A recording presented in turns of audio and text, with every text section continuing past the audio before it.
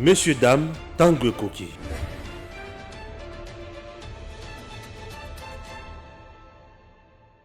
Mesdames, Mesdemoiselles et Messieurs, bonjour. Marche pour la libération de Vital Kamerhe. Est-ce que Vital Kamerhe azali prisonnier politique ou Vital Kamerhe bakanga qui réellement ndenge banzuzi babisaki biso ke a détournaki mbongo ya l'état bai bandeko na ye batamboli baza ko tambola pe baza ko continuer ko revendiquer ke ndeko na bango Vital Kamerhe, ancien directeur de cabinet ya président Félix Antoine Tshisekedi Tshilombo, basengi ete abima baza ko continuer e ko tambola pe ko senga libération na ye. Et puis tokolobela lisusu makambo ezali il y a dialogue, même Vital Kamerhe asengi dialogue, fayulu aza pe ko confirmer dialogue wana na bandeko ya FCC, bandeko ya Kabila basengi pe bakutana basolola. Qu'est-ce qui se cache na kati wana eloko nini eza préparé? Est-ce que ezali préparation ebandaki leloto ebandaki déjà mwa kala toza kobeta masolo yango na moto boyebi tomesana kosolola mingi na ye ndeko Stéphane. Bonjour ndeko Stéphane. Bonjour ndeko Eric, bonjour na batundu surtout baolanda biso de partout tokutani obekaka mpona kolobela makambo ya RDC comme d'habitude. Vital Kamerhe est-il prisonnier politique? Tondenge ni po ba base na ba kotika te ba bazo salara ba marche ba libérer. Kamerhe Vital n'est pas prisonnier politique en République démocratique du Congo. Kamerhe Vital c'est un prisonnier comme un prisonnier Nyonso. Très bien. Pourquoi je dis Vital Kamerhe n'est pas prisonnier politique? Vital Kamerhe, avant d'être arrêté, était qui? Directeur de cabinet du chef de l'État. Il était là dans l'administration, il y a un président, Kosala Moussala matin, midi, soir. Kamerhe a piloté Makambo Ebele, descente sur terrain, Makamonyon Souni, Kitana, chef de l'État. Kamerhe allié à chef de l'État, avant à la présidente de la République. Kamerhe n'était pas un opposant. Félix Tshisekedi. Dans notre pays, la plupart il y a des prisonniers politiques, toujours en opposition. Très bien. Dans l'opposition ou en opposition avec le régime en place.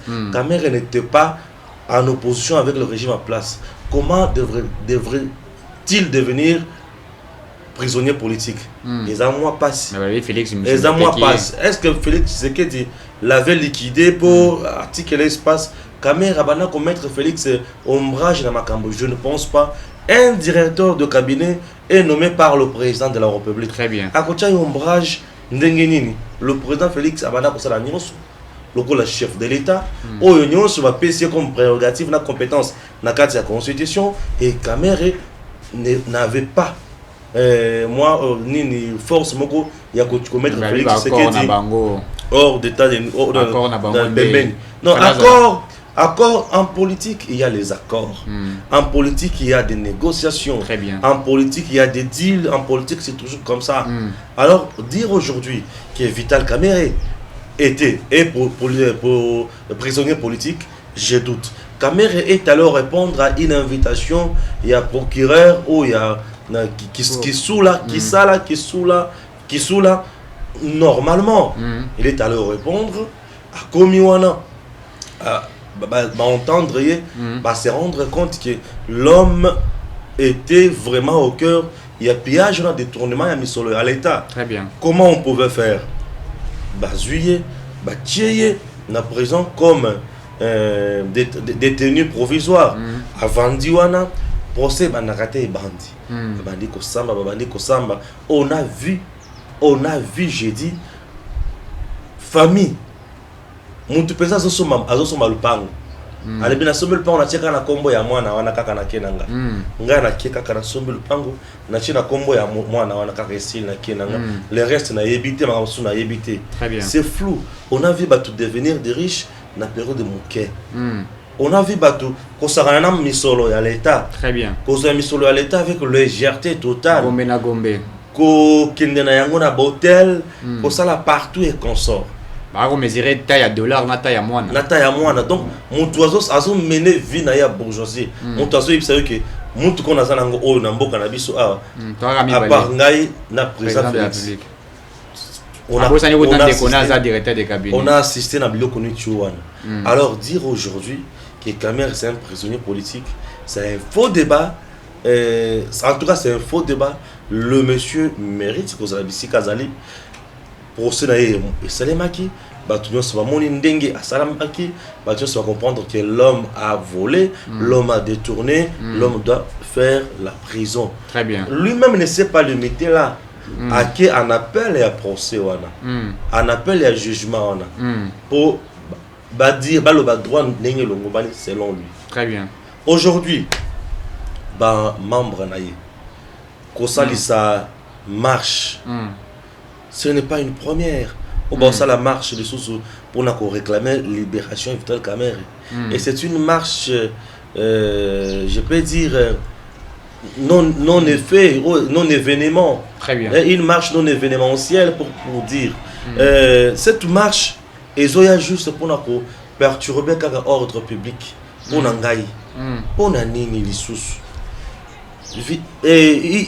INC, Basala qui marche. Na Est. Basala marche à Goma, Bukavu. Le chef de l'État qui a un ministre sommet pour trouver solution pour la sécurité na Est. Basala marche pour barricader Banzela. On se rappelle de ça. On a assisté à ça. Kamerhe est-il sorti de la prison? Non. Le chef d'État, le Belal Kambouana? Non. Puisque ce n'est pas Félix Oya a gagné Kamerhe. Ce n'est pas Félix qui a arrêté Kamerhe. Et on a le Kwaliboso. Et le Kwami Balé. Avant, Félix a nommé un autre directeur de cabinet. Et là, il a pris un temps pour qu'on nomme un directeur de cabinet. Pendant que Moussa a joué intérim. Entre-temps, plus de 6 mois, Kamerhe était payé comme directeur de cabinet. Il était payé. Et une banque a gagné ça dans le chef Yanal. Il y a la République. Très bien. Puisque la République a besoin d'argent. Et non, la République a besoin d'entretenir. Va trouver dans la carte de la Mamabé. Ozomona. Tolungwe wana. Marche wana ya Est Lungu. Toye na Kishasa. Et il y a eu une messe d'action de grâce au cinéma. Na terrain awa. Na boulevard triomphal wana basala messe wana. Pona kosambela pona kosenga. Tomolana mwasi ya Kamerhe wana balako lela nzambe. Pona kosenga nzambe. Justice ya nzambe salem.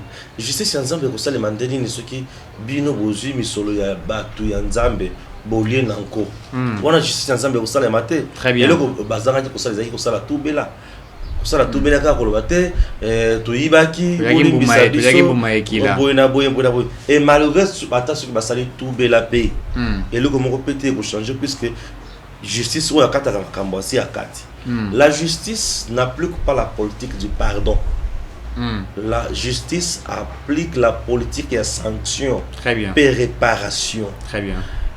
La personne qui applique la politique du pardon, c'est le président de la République via ordonnance naïe portant une mesure de grâce. Mesure de grâce. Très bien. C'est la personne qui est habilitée et à appliquer la politique du pardon. Aujourd'hui, faudrait-il appliquer la politique du pardon pour la Kamerhe? Non. Appliquer la politique du pardon pour la Kamerhe aujourd'hui, c'est trahir les combats de la lutte contre la corruption et le blanchiment de capitaux. Aujourd'hui, nous devons accepter tout ce qui nous arrive à cause de notre mégestion ou à cause de nos détournements. Lorsqu'on détourne l'argent de l'État, lorsqu'on détourne l'argent alloué à un projet sur l'autopakala, c'est un crime économique. Autre qui kotika bongo impunité. Très bien. Mbongo wana destiné pour na baso de moutons, mbongo destiné pour na maison pour fabriquer. Les maisons préfabriquées ya banani ya ba militaire oyo bazo bunda pona ekolo tongo midi pokwa. Bino sikoyo bozo kende pona kosala losamba bisayo. Vous pensez que nzambe a ba militaire?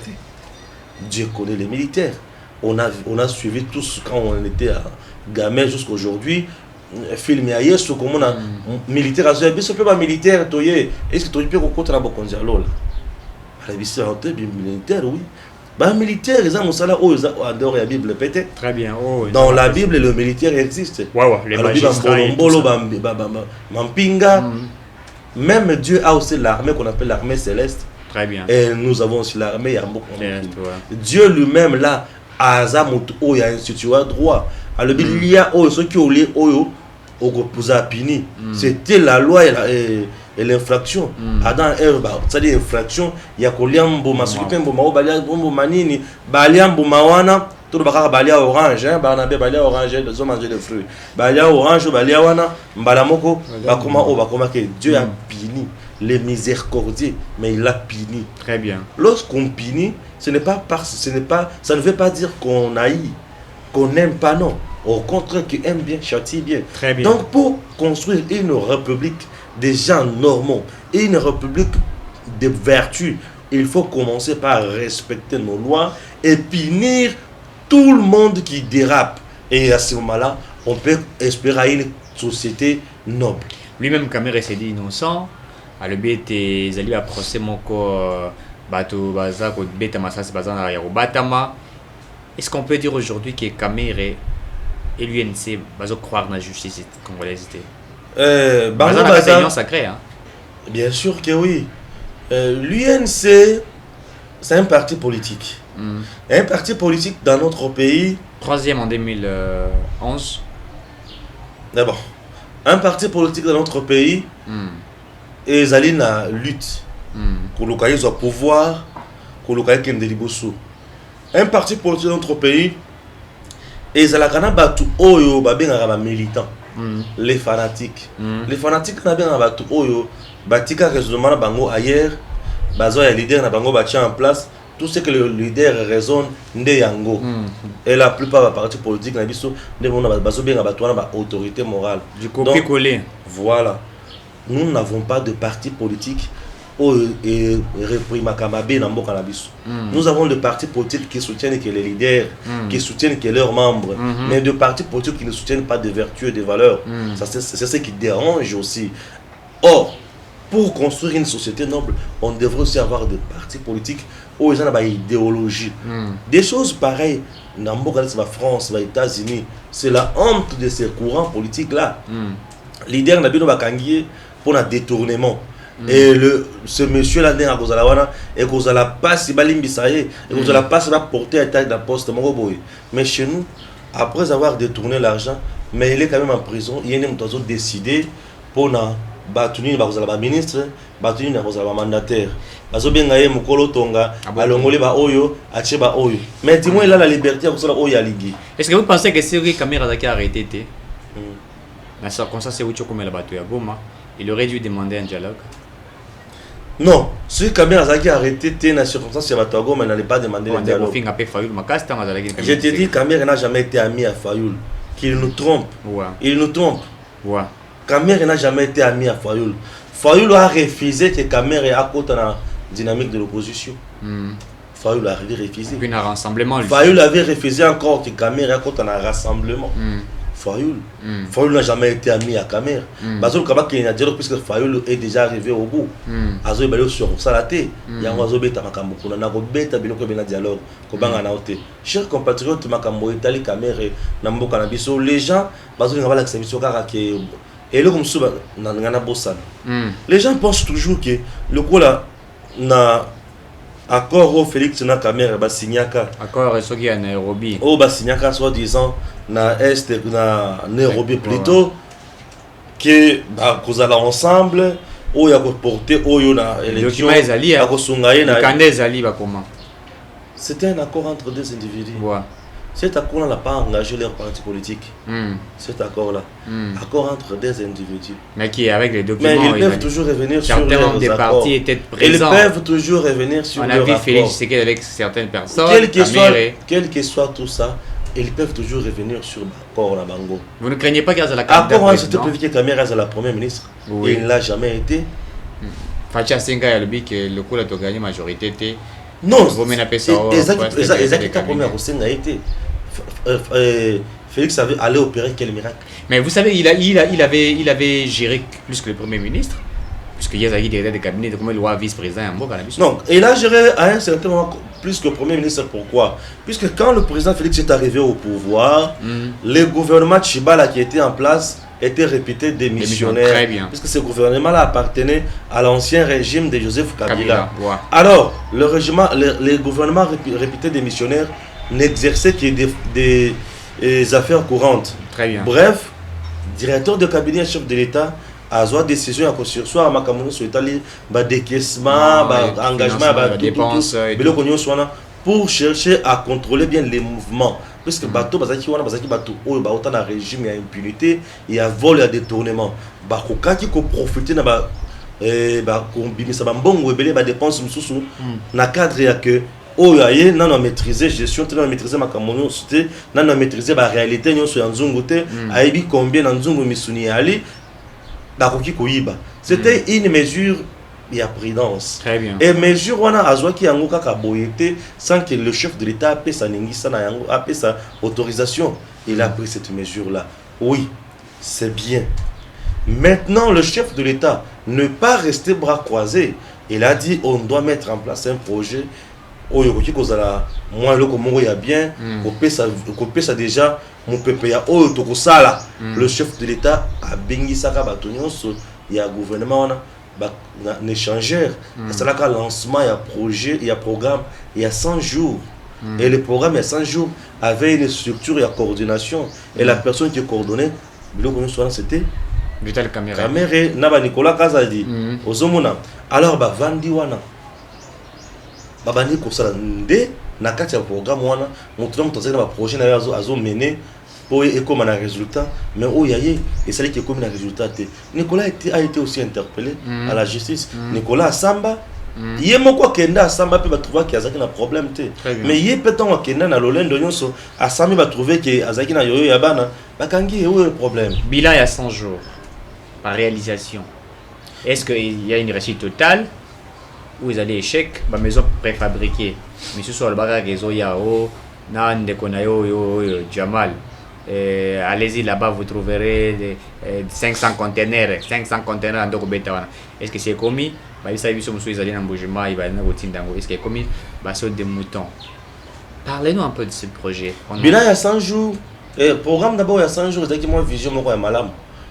Pas un chef de l'État. Et il y avait, les chefs de l'État avaient trop risqué. Il avait beaucoup risqué pour Nanga. On a commettre vision en place puisque il travaillait dans bateau basé sur impunité totale. Alors accepter de travailler dans bateau basé sur impunité totale, il y a pour ça la malamu. Donc il toujours pas compliqué vie. Mais grâce à sa vision ou à son leadership fort, le chef d'État Félix Tshisekedi avait contourné la situation. Pour Makambo il y a 100 jours et ça pour la Kinshasa c'était pour l'étendue du territoire national. Alors ba province ebele biloko ya 100 jours wana etongama banzela etongama banzela lelo bato bakokenela ki balungwe bandondo espace bandondo timba na moko chikapa na makadam sans problème za makambo bandaki makambo 100 jours 100 jours et pesa moi mwinda na Kinshasa na ba fini mususu na Kinshasa 100 jours et si ça moi misala moko boye oyo zalaka lelo na Kinshasa to na baso de mouton na 100 jours na Kinshasa ba loko mususu et ton gamin na quand tu wana hôpital les awana bato ba comment recevoir soin oye longo bani na 100 jours le chef de l'État a décidé qui makambo gratuité enseignement wana et bandaki très bien et puis na 100 jours toye komona ke il avait la volonté mais na 100 jours na comprendre le truc que mboka na biso est capable de faire makambo ce qui est sérieux. Très bien. C'est tout ce que je peux dire pour le 100 jours. Très bien. Ba combattant ya UNC ba ko tambola wana. Ba laisser ba mbongo te pa bipe que caméra côté wana za makasi. On dirait balingue te buzzer mata et puis après ba luka kwa quitter et au deuxièmement à 5 dialogue pour discuter par rapport à la situation dans Goma et dont lui aussi voudrait participer à quatre dialogue wana. Écoutez, Likambo est allé marche na bango. Baza ba militant, bazo soutenir chef na bango. Mais et kozala na impact mon côté sur la justice. La justice ne va pas reculer puisque bango basali marche. Non. Ba marche ezaba moyen ba pression ou ba parti politique, ba formation politique, ba groupe de pression et ça la cassure gouvernement ou sur le régime. Mais aujourd'hui marche on les a vraiment na tina na yango. Eza marche ba fanatique. Marche ba fanatique groupe exana yango te, ils ont na tina na ngomo côté et il y aura rien, il n'y aura rien. Na côté na dossier dialogue. Ah, c'est un dialogue. Alors, je veux participer à dialogue wana par appel vidéo. Fayulu, Azaliwana, Kabila, Azaliwana, Katumbi, Azawana, Bemba Zawana, ba leader national Bazaliwana. On rappelle qu'on a des pacificateurs l'homme qui a mis l'eau dans le coco. Nazala wana, na pesa ba orientation, na pesa na coaché. Ndenge na bando coaché Félix secrétaire on a directeur de cabinet. Mon a été tondo la tangana e bilamba moko. Tango ya PCG ya le bibeto bunga na bijambo. C'est bon. Dialogue oyo zomona oyo schéma et ultima musika. Oh, schéma ya dialogue misaka babiloko moko soko zuyango wapi bakoko yaya. Beta yango kastoyoka. Avant le schéma wana na zonga na eloko moko lobia. Caméra kotikala jamais ko coacher Félix. OK. Félix n'est pas un apprenti na politique. Félix azali mutu oyo akoli na ndako ya politique. Babandi déjà kolia nzunga politique bana bo mwana. Caméra était président ya caucus ya étudiant burundais. En bon? En bon na biso. C'est que pe azaki de pererete. Azaki de pererete. Ba nini king. Bandela nano nazo bandela ngodano. Na yoki bien temato inanga zingeyo kabia. Seigneur te. Lelo la ligne makamote. Voilà ngaza aussi kambi. Bandela nano bientôt kabia. Voilà ngaza aussi kambi. Ba kombo wana wa bakara bandeni wana. Bon, wa ningiri kingi. Kingi. Ah, Seigneur. Alors, représentant ba étudiant burundais. Bien sûr. Le représentant ba étudiant burundais. Pas il n'a pas, j'ai dit au moment où Félix, papa n'a pas Salama Kambo, je n'étais pas là. Ok. Je n'étais pas là. Et Félix, c'est quelqu'un où il y a une politique à moi on a vu ce mingi. Il y a bien un mingi. Mingi koleka. Très bien. Il y a bien un mingi koleka. Alors, pour le bac caméra avant de coacher, aujourd'hui que caméra n'est pas là. Le pays n'avance pas. Là ça avance. Pour directeur de cabinet à Zomo Nangate. Il y a Malok Tozomonate, mais lui ne se faisait pas passer pour un directeur de cabinet. Pour un vice-président. À Kenya, top Congo, Azolobake, en dehors d'être directeur de cabinet, je suis partenaire au président. On a l'Olendoana, arrogance, on a des Bomi Kamere. Il était trop arrogant, trop prétentieux. Tu m'as-tu vu? Donc, que c'est lui. Ce qui est basé dans le terrain, il y a une chose à Félix pour l'accès à Isaboy. Aux avis, chef, il y a travaux. Il faut passer à la liboulou. Ah, on est faux travaux. Donc, pour l'accès à Batouki, il y a un chef à travaux. Mon salaire, il y a un salaire à Félix. Il y a un salaire chef, le maître, il y a chantier. Ah, non, monsieur le président. Ah, tout ça, les boyers. Ah, tout ça, les saboyers. Très bien. Il faut savoir faire. Il était trop prétentieux. Lui se voyait président. Or, il ne l'était pas. Il ne l'était pas. Son rang, et ça qui aura un ministre d'État. Même le premier ministre, Azaki Pata de Colonai. Parce qu'un ministre d'État, c'est un premier ministre. Ça, c'est vrai. Et un ministre d'État, c'est un vice-premier ministre. Très bien. Ce sont des choses où il manque qui viennent. Il y a un côté ça qui n'a Moulungue et Moko. Azulumbe, il a pouvoir. Il aime trop le pouvoir. Il va diamant, la télévision, la momine et tout ça. Non, bon, c'est leur vie. Non, mais est-ce qu'un directeur de cabinet, chef de l'État, peut-il faire de telles choses? Il peut avoir des amis qui. La télévision. Il peut avoir des amis au Bazan Ambon. Il y a 6-7 jours. Ils sont libres. En fait, il ne voulait pas montrer aux gens que Félix Tshisekedi dit. Non, pour lui, Félix Tshisekedi ne valait absolument rien. C'est lui qui faisait tout. C'est ça, lui. Bano Benga est coaché. Kamere est coaché. Batounaye. Et maintenant que Kamere n'est pas là, le pays tombe. Le pays est en crise. Mais écoutez, Kamere n'est pas là. Et qui Kabila n'a pas été déboulonné? Il a été déboulonné. Mais comment ça? Il est en prison là-bas. Il est en train d'observer tout ce qui se passe, comme nous tous. Il est en prison, il a tweeté, Azo Salanyonso, Namoni n'a pas 17 téléphones à Téboué, écran à Mounen à hôtel à la télévision, Azima Makolatienne à Messa. Mais est-ce qu'un prisonnier vraiment cause en état? C'est tout à fait normal. C'est pour vous dire qu'il n'est pas un prisonnier politique. Si Kamere était prisonnier politique, à quoi qu'on a vie à Zanangora la prison là. Ah oui. Si il était réellement prisonnier politique. Moto ya le monsieur Zana Moto ya polonais. Nani Mouyambo. Azaka na prison, Azaki na ovi o terre na vie wana te yekut ba betaille makulu. Continuons à kota na prison. Eziazili. Dans la prisonnier politique. Continuons à kota na prison. Azaki na vie wana. Jamais. Joe Mindonga la côte en prison comme prisonnier politique. Azaki na vie wana.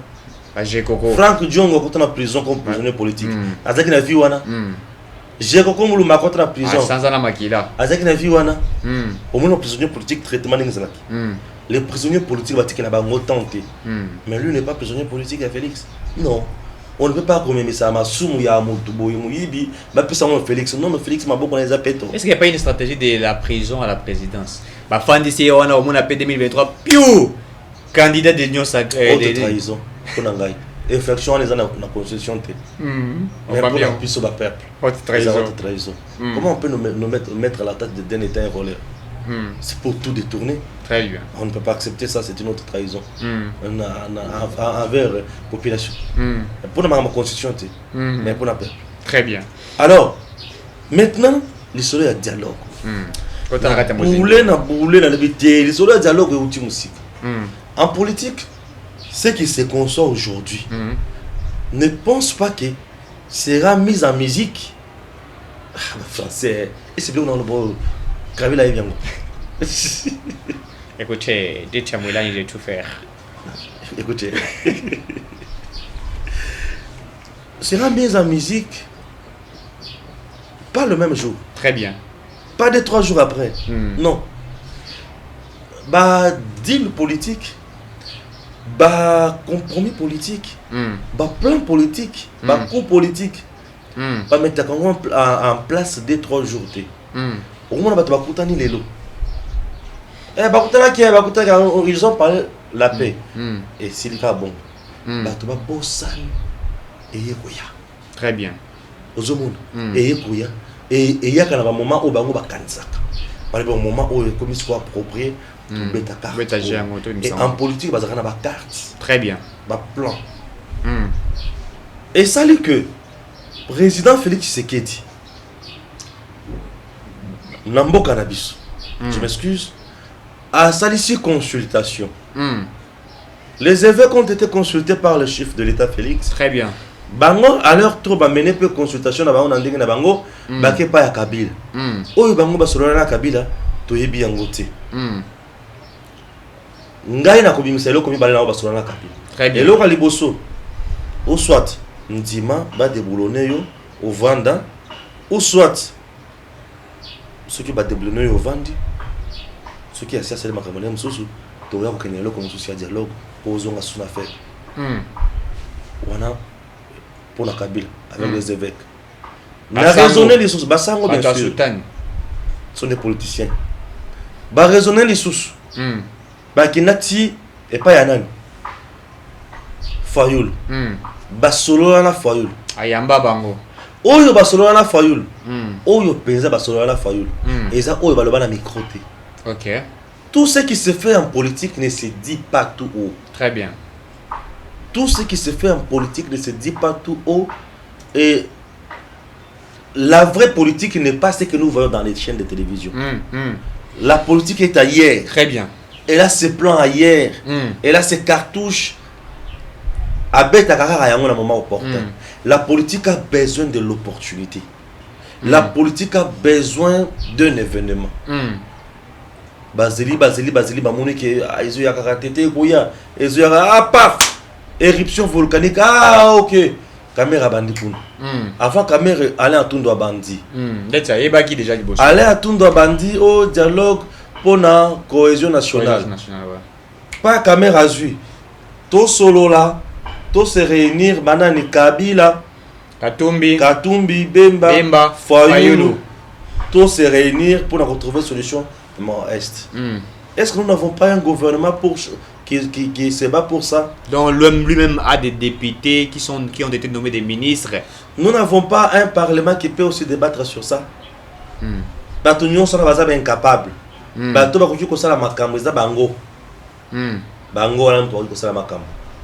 Entre-temps, nous connaissons très bien la finalité à dialogue. C'est le partage des postes. Kocha et le constitution en place. Kamer et Fayoul veulent nous retourner dans le plan. Il y a FCC Cash. Médiation, il y a 5 ans. Merci. SCC. Vous devez savoir que la Senko n'a jamais été pour Félix Tshisekedi. Ok. La Senko a toujours roulé pour Katumbi et Fayoulou. Ok. Et pourquoi pas Bemba. Hmm. La Senko a toujours roulé pour eux là. La Senko n'a jamais roulé pour Félix. Oui. Ça, je le dis que la Senko n'a jamais roulé pour Félix. Tout le monde a Sont des hypocrites. Je te confirme que ces gens-là sont des hypocrites. Ok. Ah oui. La Senko a une carte. La Senko avait tellement beaucoup douté dans l'élection à Félix. Très bien. La Senko avait douté. La Senko a douté. Et Toyoka qui est pendant l'élection, Senko a zakana ba makambo ebele oyo bana c'est ça pour un observateur. Na yé tabimi ça bablo oh il va observateur na yé ba résultat ya yé. Na ba témoin na yé. Na ba témoin na yé. Et puis d'ailleurs qui roulait pour Katumbi. Est-ce qu'après ça biso et le pesé à Malonga. La Senko qui était soutenue par Katumbi. Et la Senko on dirait marraine to parraine et Fayoulou. Senko cherche par tous les moyens comment Kokotsa sa Fayoulou na mangeoire pour Fayoulou aille ko bongama pour la 2023. Très bien. Pour la 2023. La Senko, quand je réfléchis, je me dis la Senko plan au bazan nango et ça oyo bango moto bandaki démarche oyo. Baboy siko bango komi bimisa nanu. Babandi ko caméra atundoyer. Dans le triangle, Atundu, Kamere, Fayoulou. Tout le monde bien. C'est Atundu, Kamere, Fayoulou. Kamere. Atundu, tout le monde a Atundu pour les étiquettes. Kabila, Kamere, Fayoulou. Entre-temps, Fayoulou va plein de belles sala pour être la temps autour ça. Azana n'a une opposition. Baza yena Kabila. Et ce Kabila il faut sur la scène politique pas y avoir ça la ligne. Ce sont des choses qui doivent nous interpeller. Très bien. Voilà dans le bianga, na makambo itali, Fayoulou na makambo dialogue consort. Très bien. Très bien. Bimisa suko maile na. Très bien.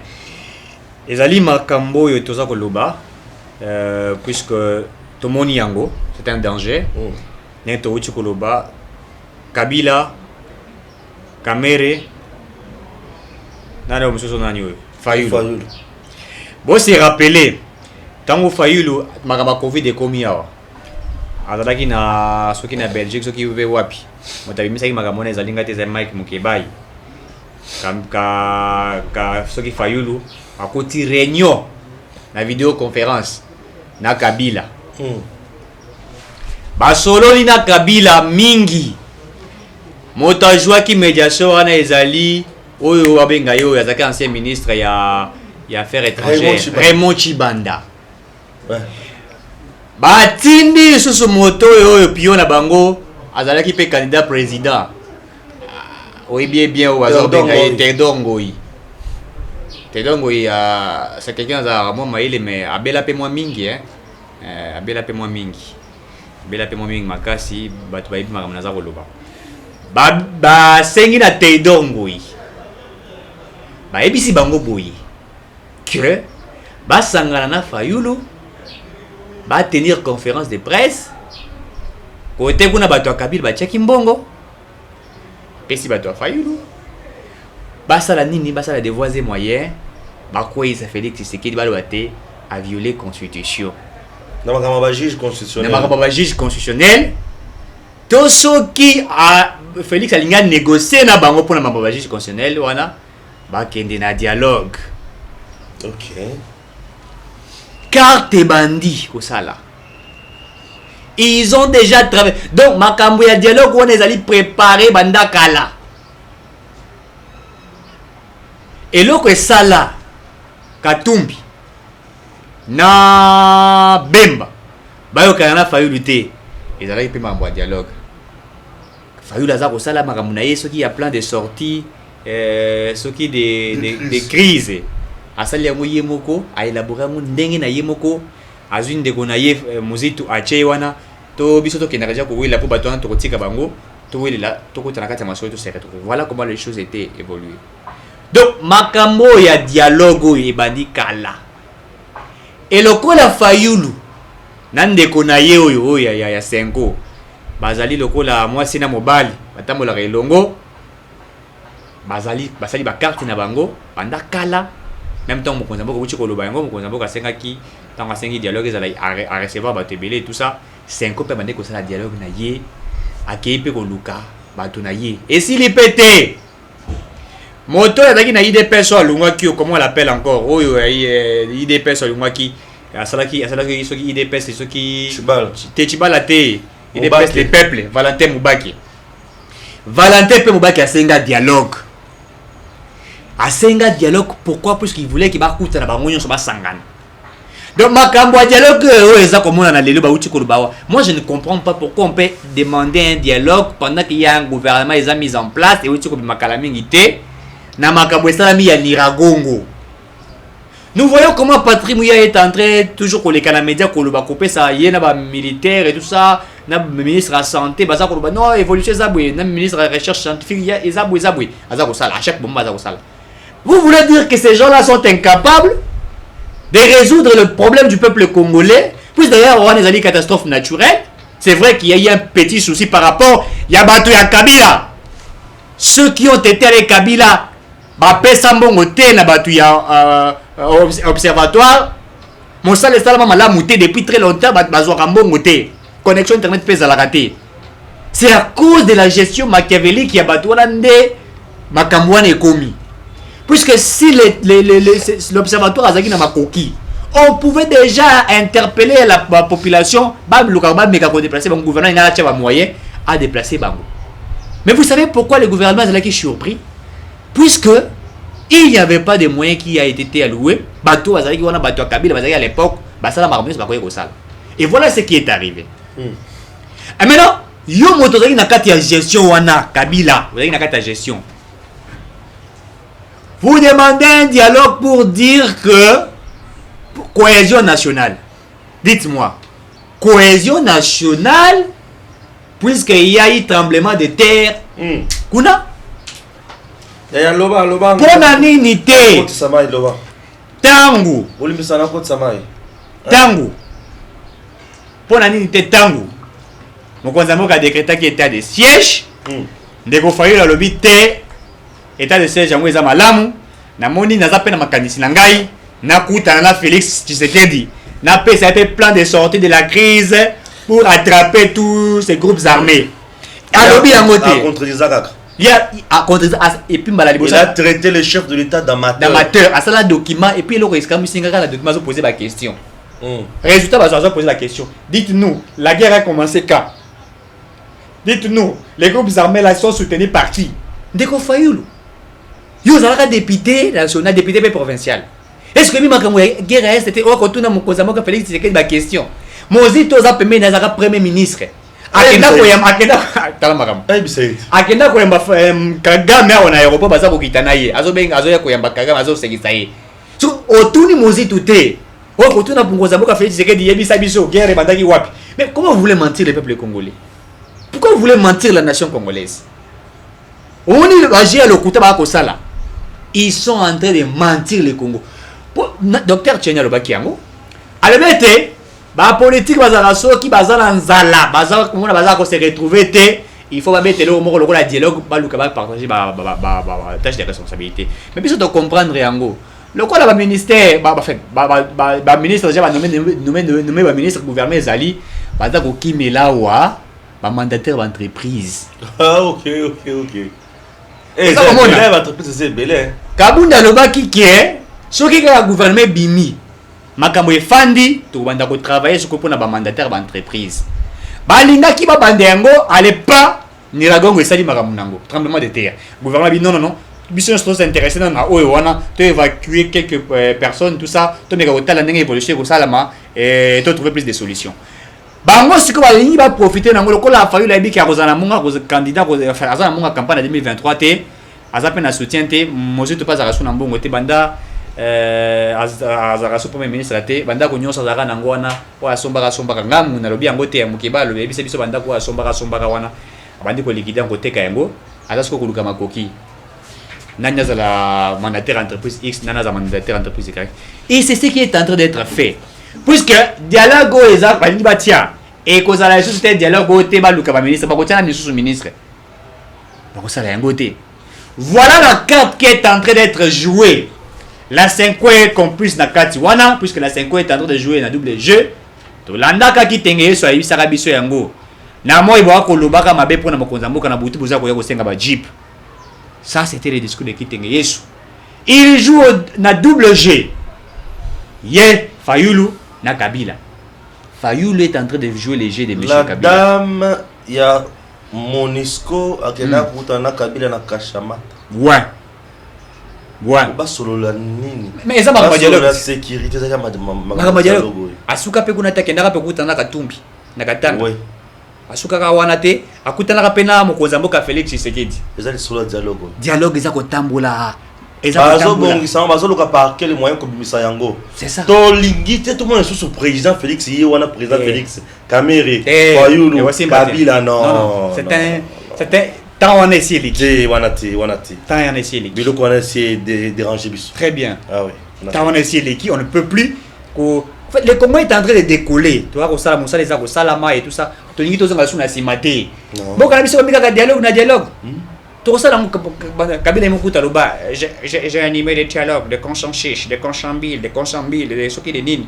Oh, ce qui va concerner tout ça, pour na kolukaete, pour ça la biloko za ko préparer pour na ko tout le peuple congolais. Biso to lingi yangote. Makambo ya dialogue wana to lingi yangote. Le président Félix Tshisekedi est en train de faire son travail. Ba ministre ba ko sa musana bango. Biso to za ko zala wana pour voir ce qui est fait. O eza malamu to lobi. O eza mabeto de nese yango pour etemboka etambola malamu. On ne veut plus. Très bien. On ne veut plus parler de dialogue. Merci. Voilà un peu. Oyo ezali makambo to lobeli lelo. Non, c'est bon, on peut se voir prochainement. Merci beaucoup. Si j'ai très bien. On va développer vraiment ça. Très bien. Merci beaucoup, mesdames, mesdemoiselles et messieurs. Tokutani Bala Yassim.